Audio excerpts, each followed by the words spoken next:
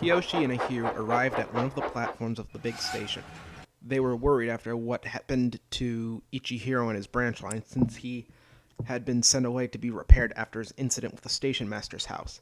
The Scarlet Controller waited for the two tank engines. Behind her was a diesel rail car. "Who is that?" asked Kiyoshi. "This is Chrysanthemum." "Just call me Chris," the diesel interjected. Chris.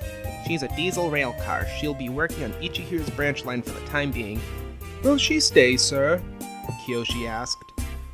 "That depends on how well she works. I expect you two to welcome her and help her settle on our railway," the Scarlet Controller said. The two engines agreed and showed the BR Class 104 to the small engine shed in the yard. Her look of disgust surprised the other engines.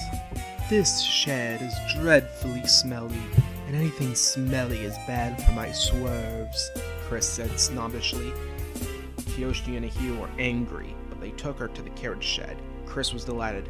"This is more like it, but I do say, what is that rubbish over there?" she said. Annie and Carrera Brew were at the other side of the shed. They were horrified. "We're not rubbish! Who would dare call us that?" they said. Ahiru and Kiyoshi spent the rest of the day soothing hurt feelings.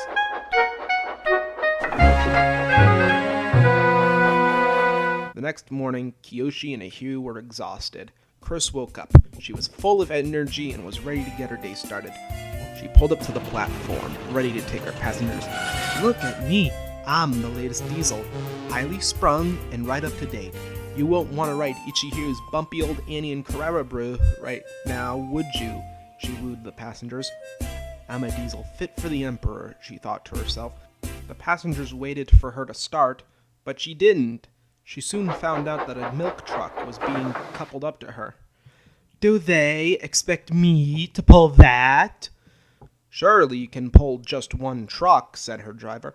"I won't. Kiyoshi can do it. He loves messing about with trucks." She began to shudder violently.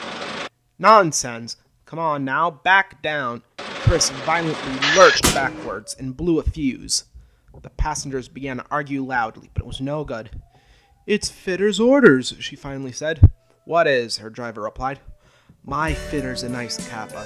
She comes every week and examines me carefully.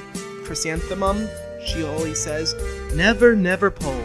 You're highly sprung, and pulling is bad for your swerves. So that's how it is." The station master had arrived to see what the matter was. "Mano ya nansensu," he said. Another station staff member joined in on the commotion.